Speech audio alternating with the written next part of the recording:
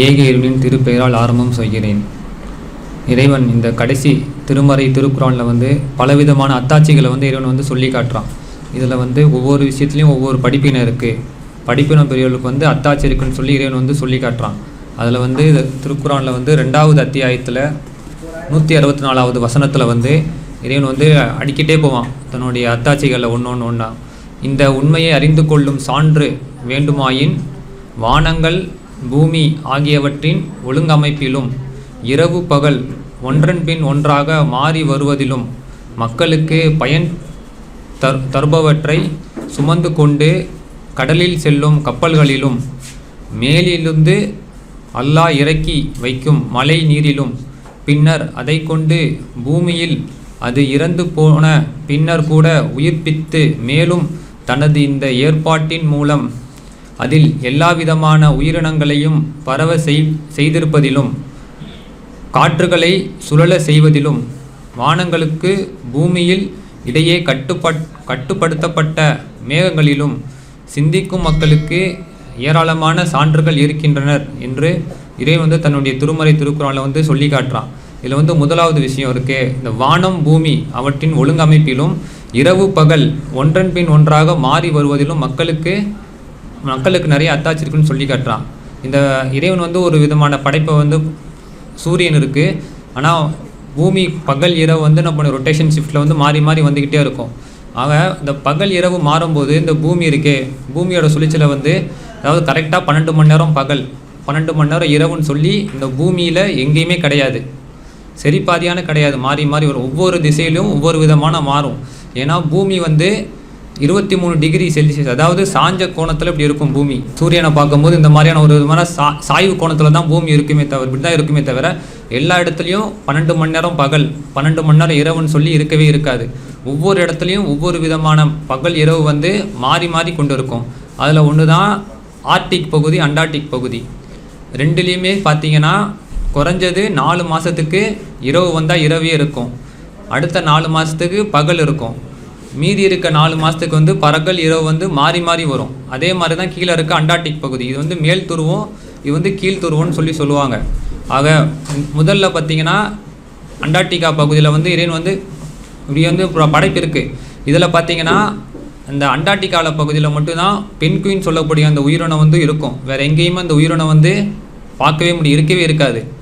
மேலே ஆர்டிக்கில் போனீங்கன்னா ஆர்டிக்கில் மட்டும்தான் போலார் பியர்னு சொல்லக்கூடிய அந்த கரடியினம் இருக்கும். அந்த கரடியினம் வேறு எங்கேயுமே இருக்கவே இருக்காது சொல்லி ஒவ்வொரு விதமான அமைப்புக்கு பின்னாடியும் ஒவ்வொரு இதையும் படைச்சிருக்கான். அது தனித்துவமாக அந்த இடத்துக்கு மட்டும்தான் அதால் உயிர் வாழ முடியுமே தவிர அந்த இடத்த தாண்டி அதால் வாழ முடியாது. அதே மாதிரி படைச்சிருக்கான். அந்த அண்டார்டிகா பகுதி, ஆர்டிக் பகுதியை பொறுத்த வரைக்கும் அது நிலப்பரப்பு கொண்ட பகுதி. அதில் மக்கள்கள் இருக்காங்க. கனடா, ஸ்வீடன், ஃபின்லாண்ட் போன பல விதமான நாடுகள் இருக்குது. ஆனால் அண்டார்டிகா பகுதி அப்படியே எடுத்துக்கிட்டிங்கன்னா கீழே வெறும் மலைகளை கொண்ட பெரிய பனிப்பாறைகள் கொண்ட மலைகளை கொண்ட பகுதி. அது அங்கே மக்கள் வாழ முடியாது, இது வரைக்கும் யாருமே கிடையாது. ஆராய்ச்சி பண்ணுற ஆராய்ச்சியாளர்கள் மட்டும்தான் என்ன பண்ணுறாங்க, அங்கே போய் ஒரு 1000க்கு அதிகமாக குடிசை டென்ட் மாதிரி போட்டு அங்கே வாழ்ந்து கொண்டு இருக்காங்க. அங்கே யாருமே கிடையாது. அண்டார்டிகா பகுதியில் மக்களால் வாழவே முடியாது.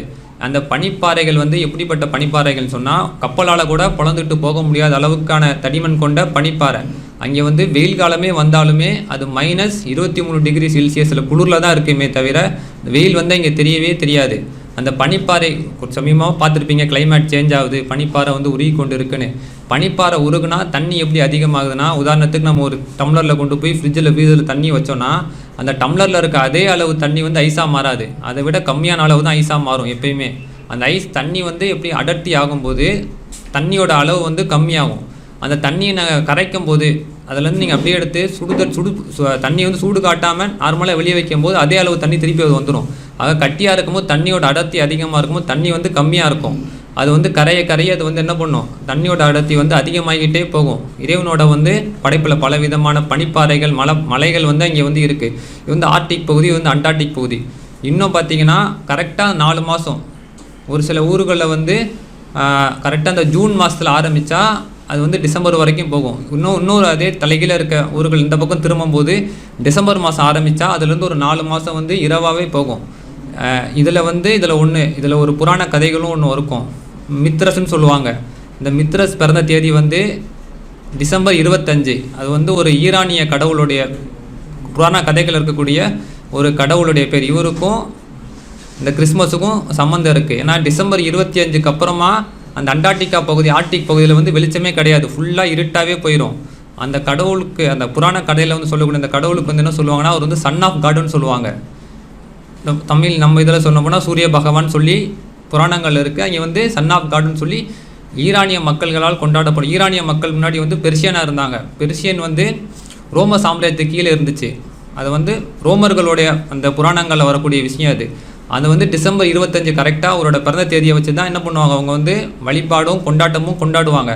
அந்த டைமில் வந்து இந்த டிசம்பர் 27க்கு போயிடுச்சுன்னா அதுக்கப்புறம் ஃபுல்லாக இருட்டு தான். ஒரு 4 மாதத்துக்கு அந்த அண்டார்டிகா பகுதியிலையோ வெளிச்சமே இருக்காது, ஃபுல்லாக இருட்டில் தான் இருப்பாங்க மக்கள். அதுக்காக என்ன பண்ணுவாங்க, வெளிச்சத்தின் கடவுளாக என்ன சொல்லி அந்த காலத்தில் கிமு 3203 அந்த ஆண்டு கிட்ட தான் என்ன பண்ணாங்க, அந்த ரோமர்கள் வந்து அந்த ஒரு விழா வந்து எடுத்து கொண்டாட ஆரம்பித்தாங்க. கரெக்டாக டிசம்பர் 25 வந்து அந்த விழா வந்து தேர்ந்தெடுத்து ரொம்ப பிரம்மாண்டமாக கொண்டாட ஆரம்பித்தாங்க. அதுக்கப்புறம் தான் அது போக போக போக என்ன பண்ணிச்சுது, நடுவில் மாறி இப்போ வந்து கிறிஸ்மஸாக மாறி இந்த கிறிஸ்மஸ் டிசம்பர் 25 வந்து கொண்டாடுறாங்க. அந்த ஊரில் வந்து சுத்தமாக வெளிச்சமே இருக்காது, ஒரு இருட்டு மட்டும்தான் இருக்கும் அந்த 4 மாதத்துக்கு. டிசம்பரில் ஆரம்பிச்சுன்னா டிசம்பர், ஜனவரி, பிப்ரவரி, மார்ச் வரைக்கும் எந்த விதமான வெளிச்சமும் அந்த ஊர் பகுதியில் இருக்காது, இந்த நிலப்பரப்புலையே. அந்த டைம் என்ன பண்ணுவாங்க, வெளிச்சத்தின் கடவுளாக சொல்லி என்ன பண்ணுவாங்க, அதை வந்து பண்ணி அவங்க வந்து ஒரு கற்பனையாக தான் கொண்டாடினாங்க. ஆக இறைவன் வந்து பலவிதமான அத்தாட்சிகளை வந்து தன்னுடைய குரானில் வந்து இன்னமும் சொல்லி காட்டிகிட்டே போகிறான். இது வந்து இந்த சூரியன் மறையுது, சூரியன் உதிக்குது, வந்து சூரியன் வந்து ஒரு இடத்துல தான் நிரந்தரமாக இருக்குது. ஆனால் அந்த உலகம் வந்து என்ன பண்ணியிருக்கு, சுழண்டு கொண்டே இருக்குது. ஆக ஒவ்வொரு ஊர்லேயும் ஒவ்வொரு விதமான காலகட்டங்கள் வந்து சூரியன் உதிக்கிற ஒரு உதாரணத்தை எடுத்துக்கிட்டால் நம்மளோட குளிர்காலத்தில் இருக்கும். குளிர்காலத்தை பொறுத்த வரைக்கும் நைட் டைம் வந்து அதிகமாக இருக்கும், பகல் டைம் வந்து கம்மியாயிரும், சுருங்கிரும். இதே வெயில் காலம் எடுத்துக்கிட்டிங்கன்னா பகல் டைம் வந்து அதிகமாக இருக்கும், நைட் டைம் வந்து கம்மியாக இருக்கும். ஒரு சில ஊர்களில் வந்து இன்னமும் 12 மணி, நைட்டு 12 மணிக்கு சூரியன் உதித்து ஒரு 2-3 நாள் அப்படியே இருக்கும். அதுக்கப்புறம் தான் என்ன பண்ணும், சூரியன் வந்து மறையும். ஸ்வீடன், கனடா, ஃபின்லாண்ட் போல நாடுகளில் வந்து ஒரு 2 நாள் 3 நாள் சூரியன் அப்படியே உதித்த மாதிரியே இருக்கும். அதுக்கப்புறம் தான் என்ன பண்ணும், அது வந்து மறையும். இது வந்து ஒரு விதமான ஏற்பாடு வந்து படைச்ச இறைவன் வந்து படைச்சிருக்கான். எல்லாத்துக்கும் பின்னாடி வந்து ஒரு காரணம் இருக்கும். ஏன்னா இந்த சூரியன் உதிக்குது மறையுது, இதை கொண்டு தான் மனிதனோட வாழ்வு இருக்குது, மனிதனோட அன்றாட வேலைகள் இருக்குது, செடி கொடிகளுக்கான தேவைகள் இருக்குது. அதோட வந்து உயிர்ப்பிக்கணும், அதுக்கான செல்கள் வளரணும், அதுக்கான ரோமங்கள் வளரணும். ஒன்றன் பின் ஒன்றாக போயிட்டே இருந்தீங்கன்னா எல்லாத்துக்கும் பின்னாடி, முடிவுக்கு பின்னாடி ஒரு மிகப்பெரிய பிரம்மாண்டமான ஒரு படைப்பாளன் இருக்கான்னு என்ன பண்ணணும் வந்து தெரிஞ்சுக்க முடியும். இந்த படைப்பாளன் வந்து கண்டிப்பாக நம்ம வணங்குற கடவுளாக இருக்க முடியாது, இந்த உலகத்துக்கு உட்பட்ட கடவுளாக இருக்க முடியாது. சிலைகளோ மரங்களோ மலைகளோ எதுவும் இருக்கணும், இதுக்கெல்லாம் அப்பாற்பட்டோம். ஏன்னா எல்லாத்தையும் வந்து ஒரு விதமான கட்டமைப்புக்குள்ள என்ன பண்ணியிருக்கா, இறைவன் வந்து படைச்சிருக்கான்.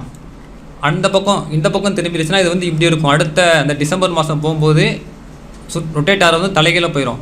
ஆர்டிக் பகுதிக்கு 4 மாதமும் வெளிச்சமாக இருக்கும், அண்டார்டிகா பகுதி அடுத்த 4 மாதம் முழு இருட்டில் போயிடும். இது தென் துருவம் வட துருவம். இதுக்கெல்லாம் படைத்த இறைவன் வந்து தன்னுடைய திருக்குறானில் வந்து பல விதமான அத்தாட்சிகளை சொல்லி காட்டுறான். சொல்லி காட்டிட்டு இறைவன் வந்து சொல்கிறான், குல்ஹு அல்லாஹு அஹத், இறைவன் ஒருவன் தான், அல்லாஹு சமத், அவனுக்கு இணை துணை யாரும் இல்லை, அவன் யாரும் பெறவும் இல்லை, அவன் யாராலையும் பெறப்படவும் இல்லை, அவன் தனித்தவன், அவன் வந்து இணையற்றவன். ஏன்னா இந்த உலகம் வந்து இந்த கேலக்சியில் ஒரு சின்ன ஒரு படைப்பு. இதே மாதிரி பலவிதமான பால்வெளி அண்டங்கள் இருக்குது, கண்டுபிடிக்காத பல அண்டங்கள் இருக்குது. இந்த நிபுலாக்குள்ளே இருக்கக்கூடிய பலவிதமான கேலக்சியில் ஒரு சின்னது தான் இந்த உலகம். அந்த உலகத்துக்குள்ளே பார்த்திங்கன்னா அந்த உலகத்தில் 600-700 கோடி மக்கள்லையும் மிக சின்ன ஒரு உயிரினம் தான் நம்ம. ஆனால் நம்மளுக்கு என்ன பண்ணியிருக்கா, இறைவன் வந்து பகுத்தறிவை கொடுத்துருக்கான். பகுத்தறிவை கொடுத்து நம்மளை வந்து சிந்திக்க சொல்லியிருக்கான். எந்த விதமான எதுக்கும் நம்மளை விட பிரம்மாண்டமான பல விலங்குகள் இருக்குது. உதாரணத்துக்கு முன்ன சொன்னால் கடலில் இருக்கக்கூடிய வீல்னு சொல்லக்கூடிய மிகப்பெரிய பிரம்மாண்டமான அந்த உயிரினம், அது நாக்கிலேயே 100 யானை நிற்க வைக்கலாம். அந்த அளவுக்கு ஒரு பிரம்மாண்டமான உயிரினம் இருக்குது. யானை நம்மளோட பலமான உயிரினம். எல்லாத்தையும் கொடுக்காம இறைவன் மனித இனத்தை தேர்ந்தெடுத்து இந்த மனித இனத்தை வந்து நேர்வழிப்படுத்துறதுக்கு தான் இது நபிமார்களையும் அனுப்புனா. இந்த திருமறை, திருக்குரான் போன்ற பலவிதமான வேதங்களையும் அனுப்பி இறைவன் என்ன பண்ணியிருக்கான், நேர்வழிபட்டிருக்கான். ஆக இந்த காலகட்டத்தில் வந்த கடைசி இறை தூதர் முகமது நபி ஸல்லல்லாஹு அலைஹி வஸல்லம் அவருக்கு வழங்கப்பட்ட கடைசி இறைவேதம் தான் இந்த லாஸ்ட் டெஸ்ட்மெண்ட் தான் திருமறை, திருக்குரான். இறைவன் வந்து இதில் வந்து எல்லா விதமான விஷயத்தையும் சொல்லிட்டான். மரியம் அலைஹிஸ்ஸலாம், மரியம் அவங்கள பற்றியான பிறப்பையும், ஜீசஸ் அவங்களுக்கு என்ன விதமான கண்ணியம் முஸ்லீம் நாங்கள் கொடுக்குறோமோ, என்ன விதமான இதை நாங்கள் எதிர்பார்த்துருக்கோமோ, அவருக்காக நாங்களும் சேர்ந்து தானே என்ன பண்ணியிருக்கோம், 2ஆம் வருகைக்காக காத்து கொண்டு இருக்கோம்.